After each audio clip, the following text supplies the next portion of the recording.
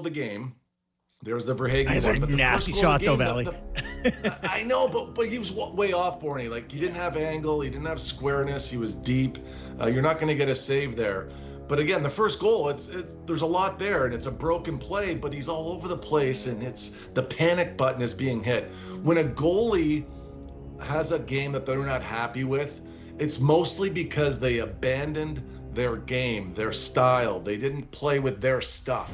And as soon as he chases outside the post like that, that's not the way he wants to play. He knows it. And that would really infuriate him because, look, I didn't even play my game. Guys, there's so much pressure. I'm going to tell you a quick story. All right, so it's 2009. We are up 3-1 against Washington, and we are handing them the series because we were about to anyway, because Torts throws the water bottle into the stands and gets suspended for a game. Now, that hurt everybody, and I remember saying to my wife, you know what, we're up 3-1 right now, but it doesn't feel like it because that's just how well Hank is playing at this point. So now Torts is not our coach behind the bench because of the incident, and I go into game 5, halfway through the game, I finish it. I go through at halfway point of game 6 and I finish it. And now we're playing game 7 in Washington. And you'll get a kick out of this, Kipper, because it's Rammer, our trainer. In, Jim Ramsey. Jim Ramsey comes up to me before, probably 30 seconds before warm-ups. I'm just about to put my helmet on. And he goes, Valley, come over here. And he opens up the training room a crack and he goes, Hank's not good. You're playing. And I was like, whoa, Rammer, are you serious? Like, I might have just crapped my pants. And he goes, I'm gonna go tell Torts. I'm like, whoa. Before you tell Torts, at least see if you can find Benny, our goalie coach. And he finds Benny, brings him in, talks, like Hank was just going through it. I mean, he was like Denny Lemieux because we shouldn't have been at 3-1, and then he was getting torched in 5 and 6, and now all of a sudden I'm going in. And finally, Ramber comes back and he says, Valley, Hank's going to try it in warm-up. And we go into warm-up, and I'm telling you, he doesn't even touch a puck. Like, it just wasn't going well. And I know Hank better than anybody at this point. I'm like, I'm probably playing tonight. Yeah. Rammer says again, Valley, be ready. I don't know if you noticed, but he wasn't looking too good in warm-up. So I'm like, yeah, no. Yeah, I noticed. Of course I saw that, Rammer. Thanks, Tips. So anyways, we go into the second period. We're losing 1-0 in the second period on a flutter. We end up tying it 1-1. There's a wrist shot at the end of the third period that goes over Hank's shoulder. We end up losing this game 2-1. It was actually Fedorov from distance. And I never forget it, but I get on the plate afterwards and go over, and Chris Drury come over. They're like, Valley, what'd you think about that goal? Do you think Hank should have had it? I'm like, look at these guys, like, do you have any idea what I've been through? Yeah. The emotional roller coaster is heavy. No, but it's like, you get so banged up mentally, physically. Hank was just, carried our team for probably 30 games to get there in the first place, overwhelmed in the first round series. And you don't know, I'm just saying, like, if you've seen the best guys go through it the way I have in a lot of cases, I've seen Roberto and Rick DiPietro, and, I've talked to you about Jason LaBarbera. Like, I've seen these guys manage it, and it can be just so heavy. I just think that at this stage, you know what you do with Skinner? You bring him in, and if you're the coach, you bring him in, you say, Stu, how you feeling? Do you think you're all right for the next game? And if he hesitates for a split second, he's not okay. You need to look at him in the eye that way. And I've told you guys stories of being in the coaching room where we bring a guy in and say, hey, you're playing again tomorrow. And they say, well, you said I only had to play Friday night. Yeah. Okay, guess what? You're not playing now. Change their mind.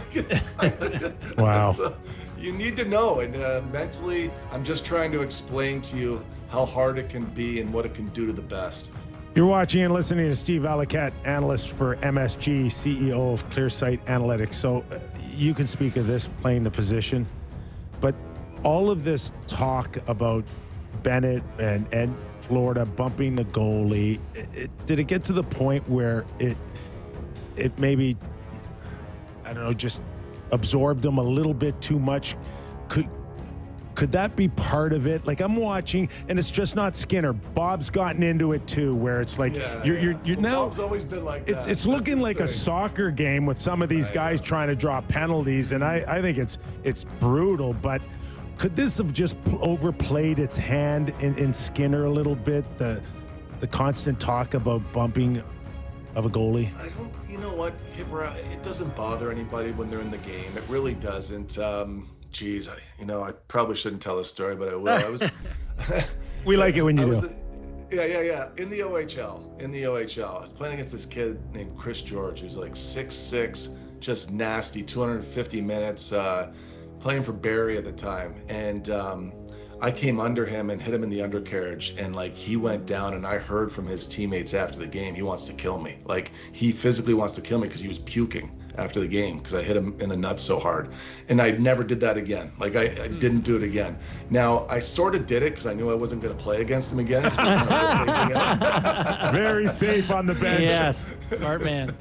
But like I remember seeing him at what's that bar in London, Jack's. I see him in the summertime at Jack's, and man, I think he's coming for me. Oh. And I'm just getting ready to fight. I'm like, oh great, now I gotta fight George. I'm gonna get the snot beat out of me.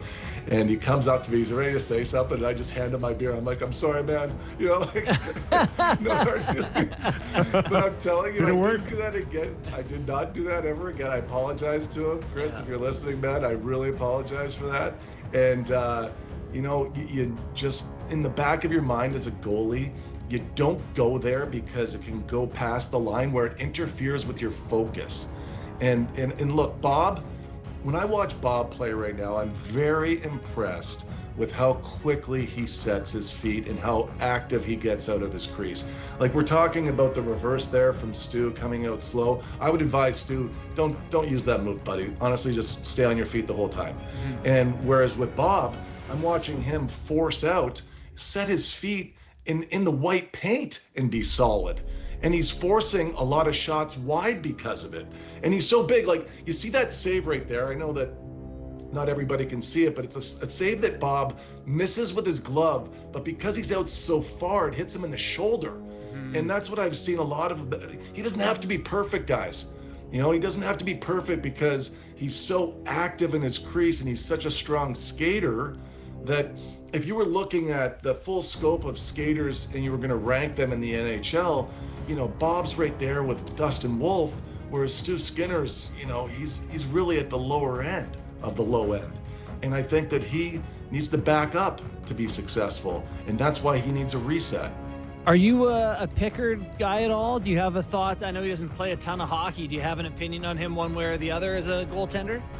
Sorry, Barney, I cut out my ear thing. Can you say it one more time? Just Pickard. Are you a Pickard. Pickard guy? Do you have a thought on him one way or the other?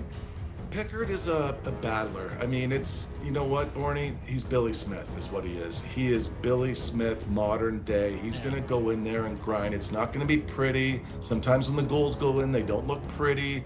But if you need somebody to go in there and